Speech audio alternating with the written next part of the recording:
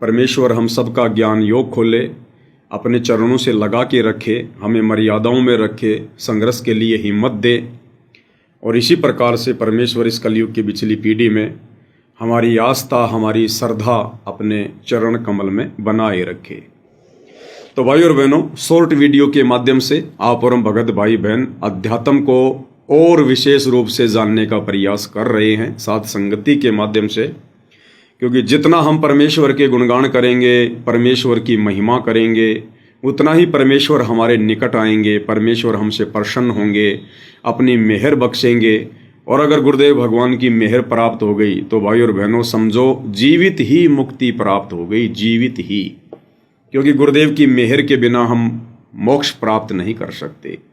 तो कहते हैं इन बातां के पाइए कर सतगुरु नजर निहाल, और राजी कर सतगुरु रूठे नू। सतगुरु को हमने सतलोक में रुष्ट कर दिया था, रूठा दिया था, नाराज कर दिया था, काल के ऊपर आस्था व्यक्त करके।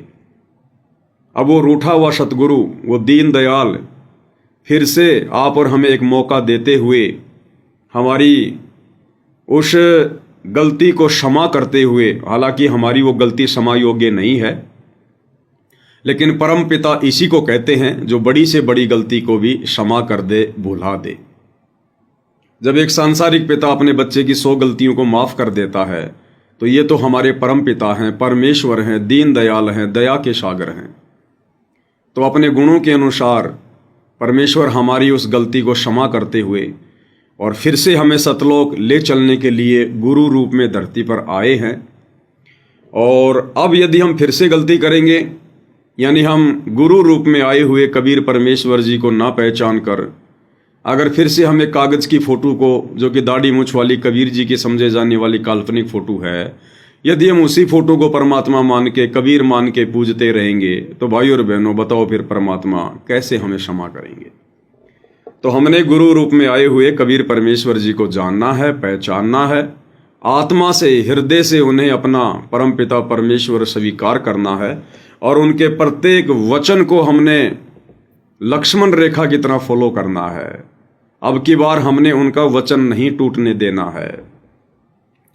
वचन टूटा तो समझो सारा काम खराब, कोई फायदा नहीं फिर भक्ति करने का। क्योंकि मर्यादा प्रथम है भक्ति में, और हम मर्यादाओं पर दृढ़ रह सकें, इसीलिए तो गुरुदेव भगवान ने सन 1994 से लोगों से दुश्मनी मोल लेकर आप और हमारे तक ये अनमोल ज्ञान पहुंचाया है। गुरुदेव भगवान गांव गांव जाकर सत्संग किया करते थे, लोगों की गालियां खाया करते थे। कोई गुंडा कहता था, कोई भुंडा कहता था, कोई कहता था इसके पैर तोड़ देंगे, इसके हाथ तोड़ देंगे। अब की बार गांव में आ गया तो फिर भी परमात्मा अपनी आत्माओं के लिए भटकते ही रहते थे, गांव गांव जाकर उन्हें जगाते रहते थे। तो भाई और बहनों, ये इतना सारा सब कुछ, ये संघर्ष यहाँ का कोई प्राणी नहीं कर सकता। भाई और बहनों, ये संघर्ष अविश्वसनीय है, अकल्पनीय है, अवर्णनीय है। वर्तमान में तो आप और हमारी भी आंखें बंद हैं, लेकिन इस परमेश्वर के चले जाने के बाद इनका जो इतिहास है ये सुनहरे अक्षरों में लिखा जाएगा। दुनिया याद किया करेगी कि एक महापुरुष थे जिन्होंने अपना पूरा जीवन आत्माओं के कल्याण हेतु समर्पित कर दिया। इतिहास बना करेंगे। लेकिन भाई और बहनों, उस समय फिर उन इतिहासों का क्या फायदा यदि हमारी मुक्ति नहीं हुई तो? यदि हमने जीते जी और उस परम संत के रहते सहते यदि हमने उनको पहचान कर अपनी आत्मा का कल्याण नहीं करवाया तो फिर वो सूखी महिमा किस काम की? सूखी महिमा तो वर्तमान में श्री राम, श्री कृष्ण जी की भी हो रही है, हनुमान जी की भी हो रही है, बाबा श्याम की, छोटे मोटे देवी देवताओं की, भैरव भूत बेताल की भी हो रही है। लेकिन परमात्मा कहते हैं जिस समय वो श्री रामचंद्र जी आए थे, विष्णु जी के अवतार, अगर उस त्रेता युग में कोई उनको पहचान कर, जान कर उनके साथ में अच्छा व्यवहार करता और जैसे भी टूटी फूटी शिक्षा वो दिया करते थे विष्णु लोक तक की, अगर उनकी शिक्षा को लेकर कोई अपना आत्म कल्याण करवा लेता तो उस समय करवा सकता था।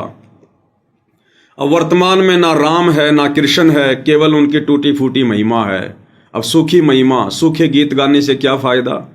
मटके में पानी है नहीं, और मटके के लिए बहुत बड़ा करोड़ों रुपए का तुमने मंदिर बनवा दिया। मंदिर बनवा के सोने चांदी के उसके ऊपर पता नहीं क्या क्या हीरे मोती लगा दिए तुमने। और वो सूखा मटका जिसमें पानी की घूंट भी नहीं है उसको उस करोड़ों के मंदिर में जचा दिया है। और कह रहे हैं कि दुनिया पानी पिएगी। अब ये मटका दुनिया को प्यासा नहीं मरने देगा। जब प्यास लगेगी तो यही मटका काम आएगा। वो मटका कुछ काम नहीं आएगा। वो मटके में कुछ नहीं है, सूखा पड़ा हुआ है। इसी प्रकार किसी भी महापुरुष के धरती से चले जाने के बाद उनकी महिमा करना, उनके मंदिर बनवाना, केवल उनकी सूखी महिमा करना है।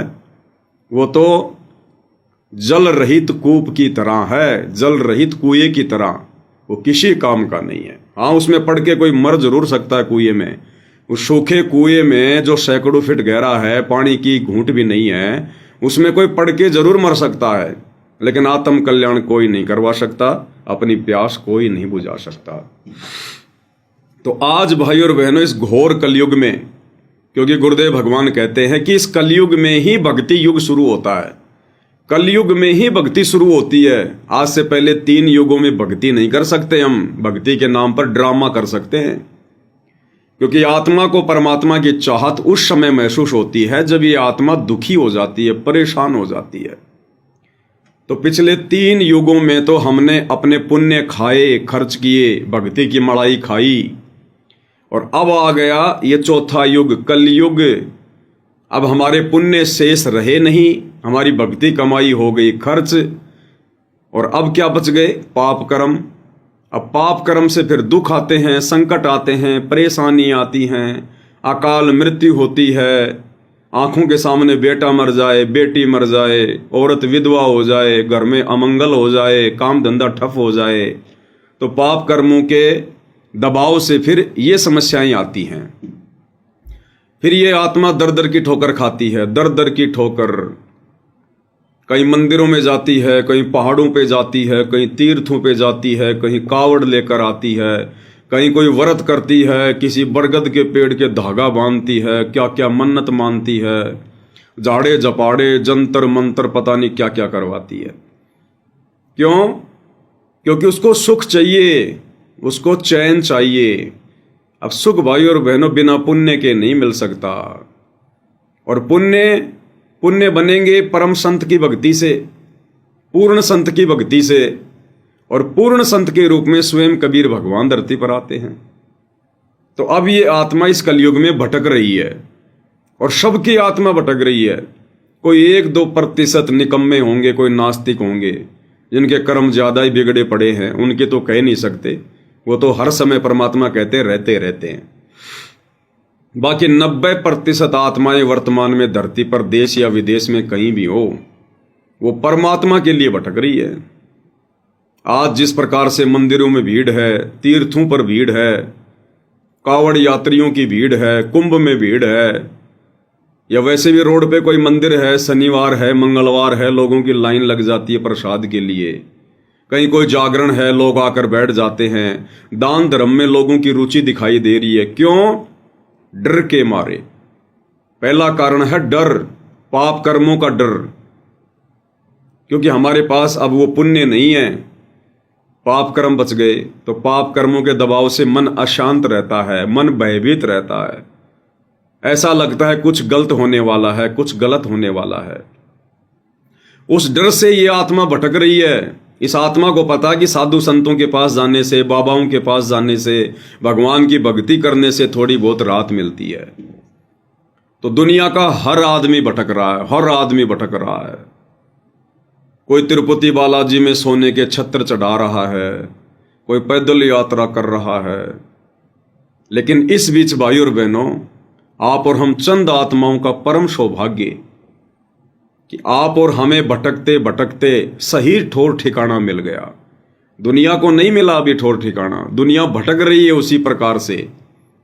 और यदि कोई उन्हें समझाने का प्रयास करे कि भाई हमारे गुरुजी की शरण में आ जाओ, हमारे गुरुजी पूर्ण संत हैं, परम संत हैं, तो वो सुनेंगे नहीं, क्योंकि उनके संस्कार कमजोर हैं। वो नकलियों पर विश्वास कर लेंगे, ढोंगी और पाखंडियों पर विश्वास कर लेंगे, जो साधु का बाणा बना के बैठे हैं रोजी रोटी के लिए, परमात्मा पर, परम संत पर पूर्ण भक्ति पर विश्वास नहीं हो सकता, तो ये भी उन भाई बहनों का दुर्भाग्य जो शास्त्र विरुद्ध साधना के तहत उन नकली साधु संत महात्माओं के फंसे पड़े हैं। तो आप और हमारा कितना बड़ा सौभाग्य भाई और बहनों, जितनी भी आत्माएं गुरुदेव की शरण में हैं। आप और हमें गुरुदेव ने भ्रमने से, भटकने से, काल के जाल में फंसने से बचा लिया और डायरेक्ट अपने से कनेक्शन जोड़ दिया। ये कितना बड़ा सौभाग्य है। कितनी आत्माएं हैं रोजाना विश्व में, लाखों की संख्या में अकाल मौत मर रही हैं। कलयुग की पिछली पीढ़ी है, भक्ति युग शुरू हो चुका है, कलयुग में सतयुग की शुरुआत हो चुकी है। परमेश्वर ने अपना 70% कार्य खत्म भी कर दिया है, पूरा भी कर दिया है, और उसके बावजूद भी लाखों लोग रोजाना इस परमेश्वर से अपरिचित होकर काल के हत्थे चढ़ते चले जा रहे हैं। और आप और हमें गुरुदेव ने संभाल लिया, अपने चरणों से लगा लिया। तो भाई और बहनों, इस महा उपकार के लिए हम पूज्य गुरुदेव भगवान का जितना धन्यवाद करें उतना थोड़ा है। इसलिए भाई और बहनों, पूज्य गुरुदेव भगवान हमें समझाते हैं, हमें कहते हैं कि बच्चों, अब तुम भक्ति पे ज्यादा से ज्यादा ध्यान लगाओ, इस भक्ति पर ज्यादा से ज्यादा मन लगाओ, लगन लगाओ। इन संसार वालों की तरह परम संत मिलने के बाद भी अब तुम भटको मत। भटकना तो उस समय था जब हमें परम संत नहीं मिलता, परमात्मा नहीं मिलता, गुरुदेव भगवान नहीं मिलते, सच्चा ज्ञान नहीं मिलता, कोई सच्चा मार्गदर्शक नहीं मिलता। उस समय तो हम ठीक भटक रहे होते, परंतु अब तो हमें गुरु रूप में स्वयं कबीर देव मिल गए, कबीर अग्नि मिल गए, सारी सृष्टि के पालन कर्ता मिल गए। अब हमें किस बात की चिंता, किस बात का डर, किस बात का भय? अगर डर हो तो केवल एक ही चीज का, चिंता हो तो केवल एक ही चीज की, कि चिंता तो हरि नाम की और न चिंता दास, और जो कोई चिंता नाम बिना सोए काल की फांस। और फिर भी हम अगर 2 टाइम की रोजी रोटी की चिंता में अपना ज्यादातर समय बर्बाद करेंगे या कर रहे हैं, तो भाई और बहनों, कहीं न कहीं फिर ज्ञान की कमी है, तत्व ज्ञान की कमी है। इसका मतलब अभी तक हम अच्छे से गुरुदेव भगवान को पहचान नहीं पाए, उनके सत्संगों को समझ नहीं पाए। अन्यथा गुरुदेव भगवान ने अपने सत्संगों के माध्यम से हमें ऐसे ऐसे अजब गजब के उदाहरण दे दिए कि जो परमात्मा अचानक से जिसके दरवाजे पर 18 लाख लोग आ गए, और जो परमात्मा उनको 3 दिन तक मनमोहन भोजन खिला सकता है, तो हमारे लिए परमात्मा क्या कमी छोड़ेगा? एक भगत के रूप में भगवान ने वो भूमिका इसीलिए करके दिखाई कि तुम विश्वास रखोगे तो परमात्मा तुम्हारे लिए भी वही करेगा। उन्होंने ऐसा करना नहीं था, कोई जरूरी नहीं था उनके लिए। वे तो रोजाना पूरी सृष्टि को खिला रहे हैं, तीनों लोकों में प्रवेश करके सबका धारण पोषण कबीर परमात्मा सतगुरु रामपाल जी तो कर रहे हैं। फिर 650 साल पहले 3 दिन तक अगर 18 लाख लोगों को खिला दिया तो कौन सी बड़ी बात है? वो परमात्मा तो अरबों खरबों को खिला रहा है, पूरी सृष्टि को खिला रहा है, रोज खिला रहा है, दिन में जितनी बार खाओ। फिर 18 लाख लोगों को खिला देना उनके लिए कौन सी बड़ी बात है?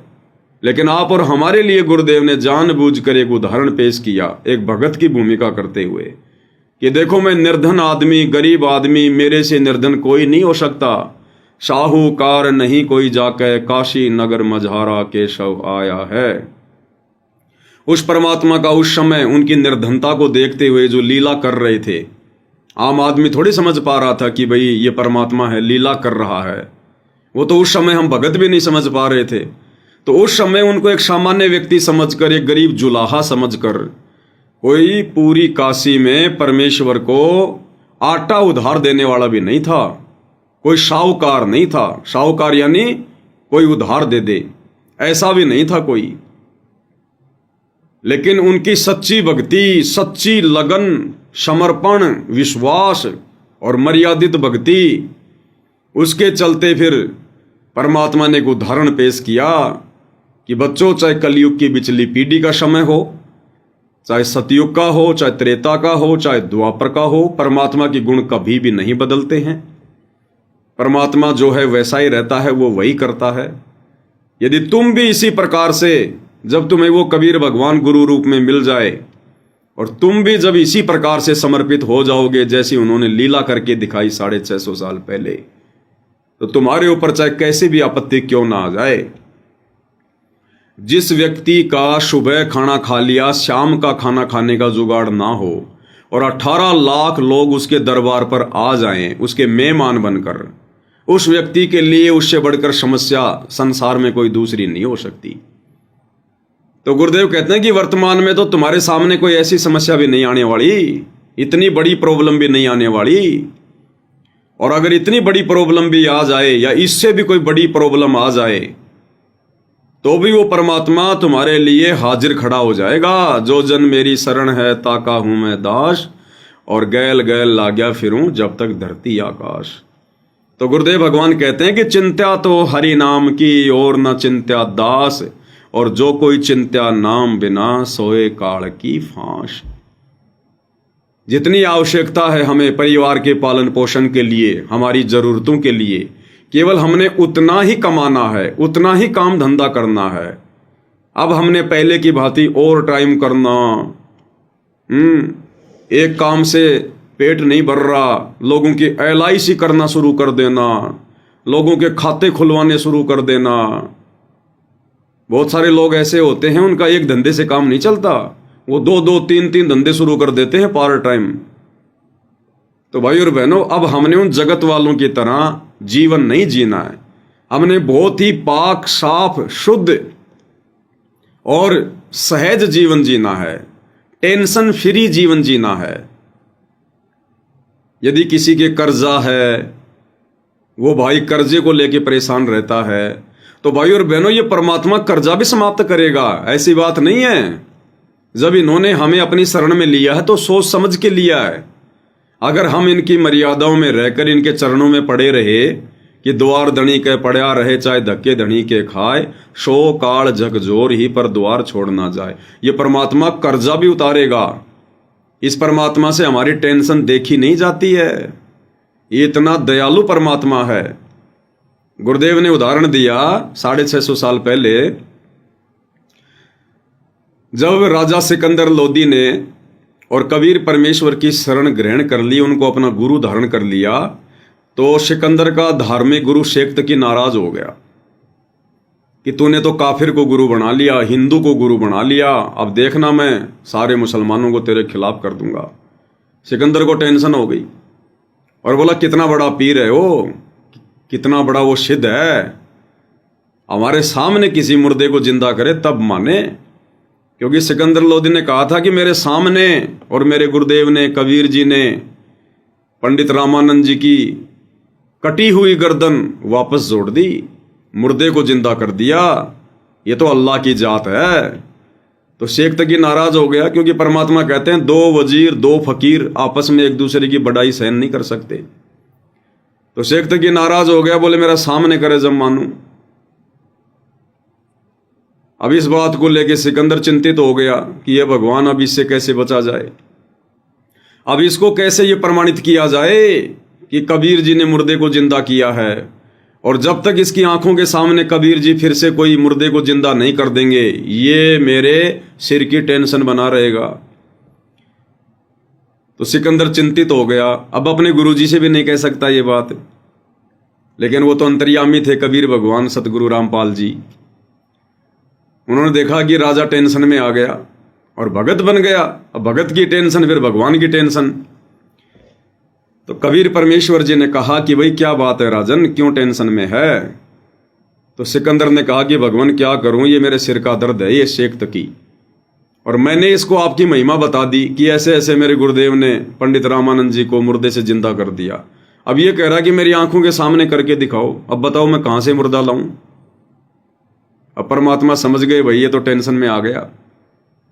उसी समय परमात्मा ने दया करी, पास में एक दरिया बह रही थी और एक कबीले वाले एक मुर्दे को, एक शव को, गुरुदेव ने बताया 10-12 साल का बच्चा उसको एक नौका बनाकर और उसके ऊपर जल प्रवाह कर दिया और वो आ रहा उधर से। मालिक की दया, गुरुदेव की मेहर, परमात्मा पता नहीं क्या प्रकट कर दिया अचानक से।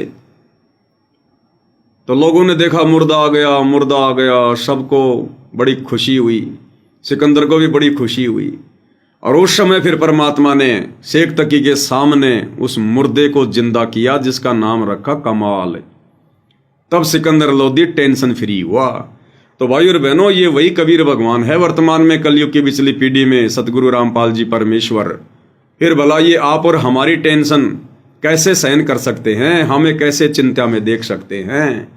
तो चाहे कर्जा हो, चाहे कर्जे का बाप हो, बस थोड़ा समय चाहिए और विश्वास चाहिए, और बिगड़ने कुछ देगा नहीं परमात्मा। हाँ, इस गुरुदेव भगवान की शरण के बिना वो कर्जे वाले आपको परेशान कर सकते थे, आप दुखी हो सकते थे, वो आपको नुकसान भी पहुंचा सकते थे, आप हो सकता उस कर्जे के दबाव में आत्महत्या भी कर लेते। लेकिन अब ये समर्थ मिल गया, हमें समर्थ की शरण मिल गई। अब ये परमात्मा ऐसी वैसी कोई अनहोनी घटना घटित नहीं होने देगा। अब आपके साथ में ऐसा कोई दुर्व्यवहार नहीं होने देगा यदि हम गुरुदेव की मर्यादाओं में रहकर विश्वास करके भक्ति पर लगे रहेंगे। तो ये दास अपनी बताता है भाई और बहनों, नाम दीक्षा लेने से पहले दास उल्टे सीधे कार्यों में बहुत ज्यादा व्यस्त रहता था, रुपया एक नहीं कमाता था और दुनिया भर की टेंशन लेके रखता था, दुनिया भर के ठेके लेके रखता था और सोचता था पता नहीं मैं क्या कर दूंगा। तो दास के ऊपर ऐसे ही 5-7 लाख रुपए का कर्जा हो गया जबरदस्त, और टेंशन तगड़ी। कर्जा चाहे 100 रुपए का हो वो भी टेंशन, बड़ी टेंशन। अब गुरुदेव भगवान का उसी समय मेरे को नाम मिल गया, मालिक की शरण प्राप्त हो गई। थोड़ा बहुत ज्ञान सुना तो पता चला कि भाई अब झूठ झांठ नहीं चलेगी, उठापटकी नहीं चलेगी, धोखाधड़ी नहीं चलेगी, ये ठगीबाजी नहीं चलेगी। अब दास पाबंद हो गया। अब कर्जा कैसे उतरे, दूसरा कोई तरीका नहीं। जयपुर में रहता, किराए का मकान, बच्चे स्कूल जा रहे, 10-15 हजार रुपए का महीने का खर्चा, कमाई हो नहीं रही 5 हजार की भी, और वो 5 लाख का कर्जा कैसे उतरे, बड़ी टेंशन में। सोच में पड़ गया भाई क्या करूं।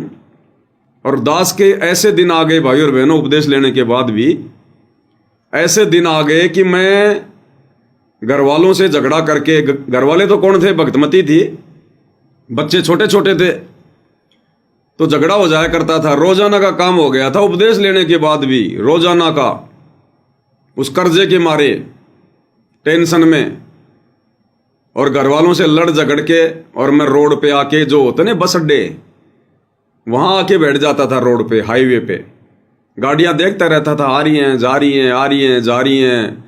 सूरज छिप जाता, फिर वापस चला जाता धीरे धीरे कि जाके क्या करना है, सोना है, पढ़ना है। पड़ जाते थे रात को टेंशन में नींद, फिर सुबह उठते ही वही कर्जे की टेंशन।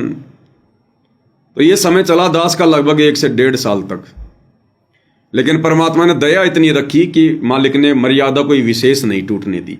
छोटी मोटी गलतियां तो हो जाती थी, लेकिन विशेष मर्यादा नहीं टूटने दी, और जानबूझ के दास गलतियां नहीं करता था, अनजाने में हो जाती थी। भक्ति भी कर रहा हूं, सारी बातें हैं, सत्संग भी सुन रहा हूं, लेकिन कर्जा नहीं उतर रहा, दूसरा कोई तरीका नहीं दिखाई दे रहा, वो कर्जा कैसे उतरे। अब ज्यादा टेंशन में आ गया तो परमात्मा ने देखा भैया टेंशन में आ गया।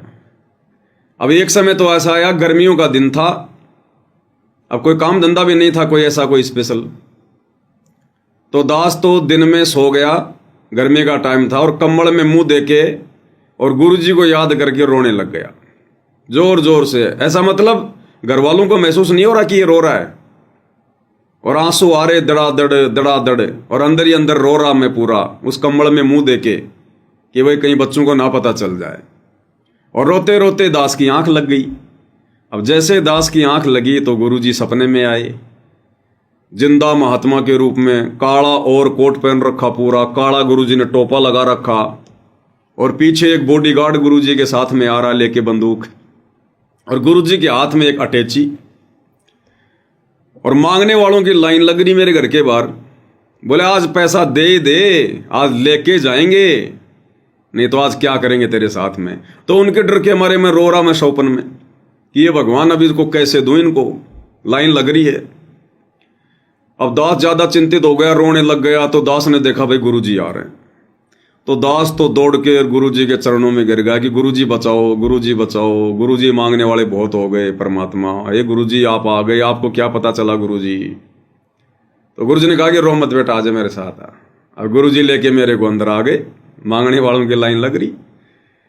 अब गुरुजी ने अटैची रखी टेबल पे और गुरुजी ने अटैची खोली तो अटैची में तो 100 के 500 के नोट भरे पूरे के पूरे। अब मेरे को तो बड़ी शांति सी हुई कि आज तेरा कर्जा उतरेगा।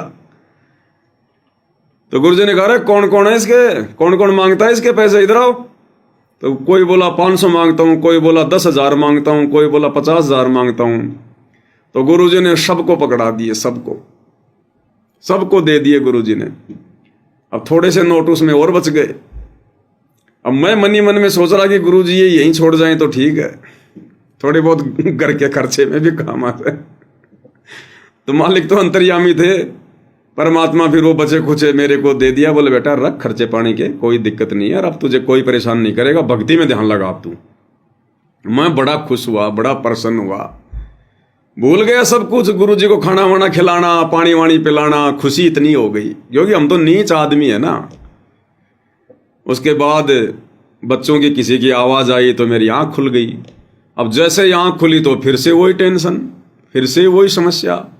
और सपने को देख के थोड़ी बहुत मेरे को राहत भी हुई कि भाई गुरुजी आए थे, और गुरुजी आए हैं तो भाई जरूर कोई ना कोई समाधान भी निकालेंगे परमात्मा।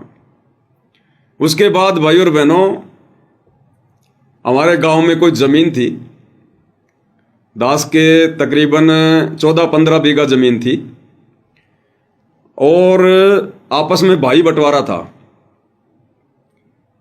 अब एक खेत हमारा रोड के ऊपर पड़ता था, वो रोड वाला खेत था, वो किसी को आवश्यकता पड़ गई, कोई ये पत्थर फोड़ने की वो मशीन लगाने के लिए है ना, आजकल ये क्रेशर वेरेशर लगाते हैं, ये जो रोडियां वगैरह बनाते हैं रोडों के लिए। तो मैं भी जमीन के बेचने में लग गया। बातचीत करी मैंने, बातचीत हो गई मालिक की दया से। 2-2.5 लाख रुपए बीघा के हिसाब से, 9 बीघा जमीन थी वो, 22-23 लाख रुपए का।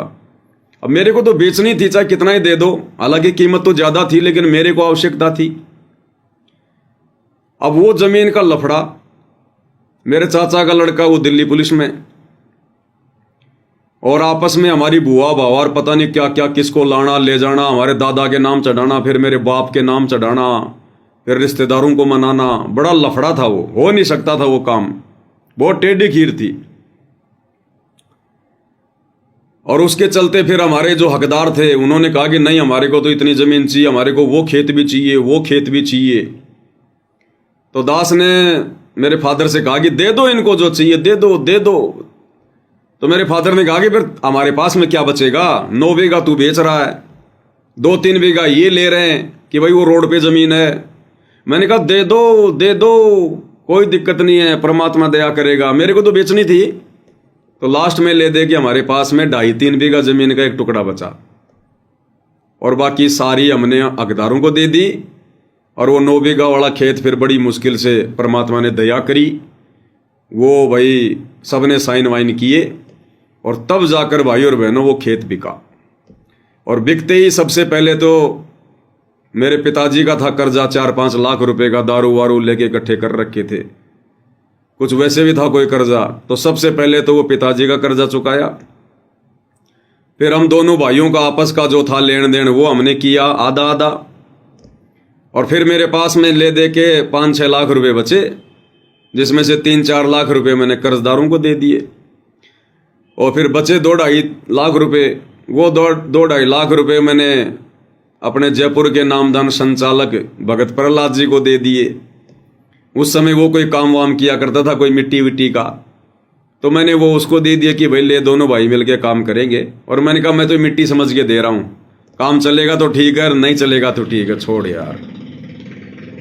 तो उसने कहा कि भगत देख लेना कहीं कल को फिर दिक्कत हो जाए। मगर मेरी तरफ से तो दिक्कत होगी नहीं, तू दिक्कत कर दे तो बात अलग है। तो मैंने उसको पैसे दे दिए, और भाई थोड़े दिन बाद में ये पवनदास हो गया गुरुद्रोही।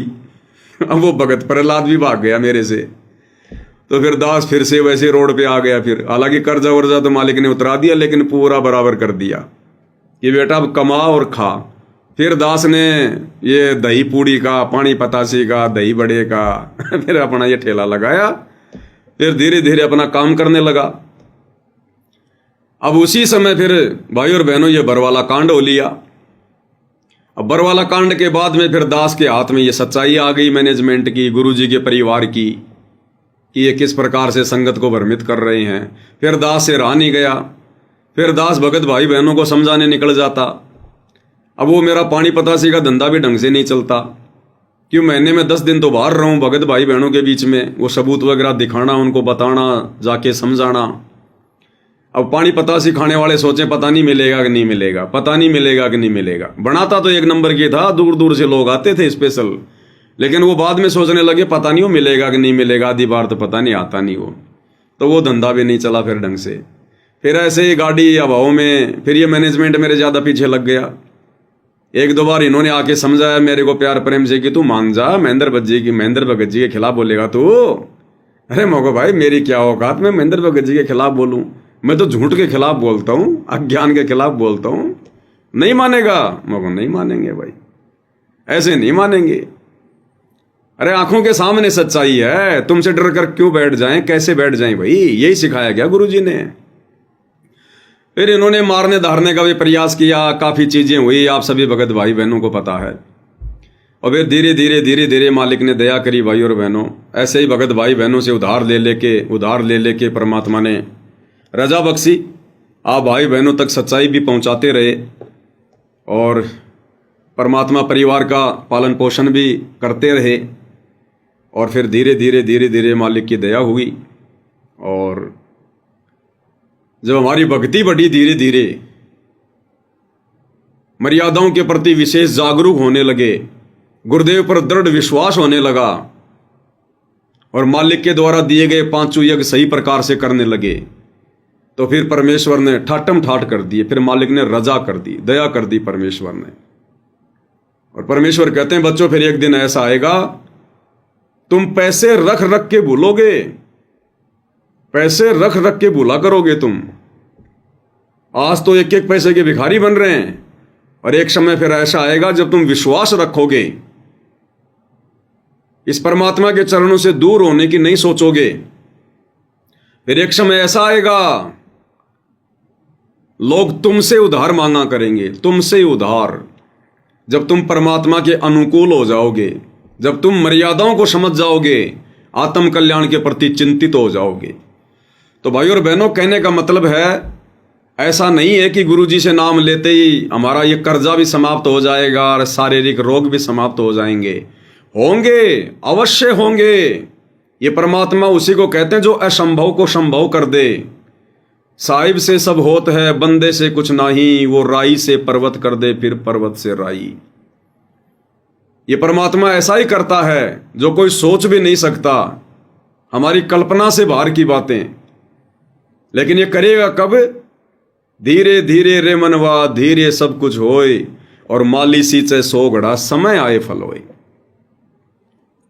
हमने इस भक्ति को समय देना पड़ेगा और मर्यादाओं का विशेष ध्यान रखना पड़ेगा। फिर देखना ये परमात्मा उस आम के पेड़ की तरह कर देगा।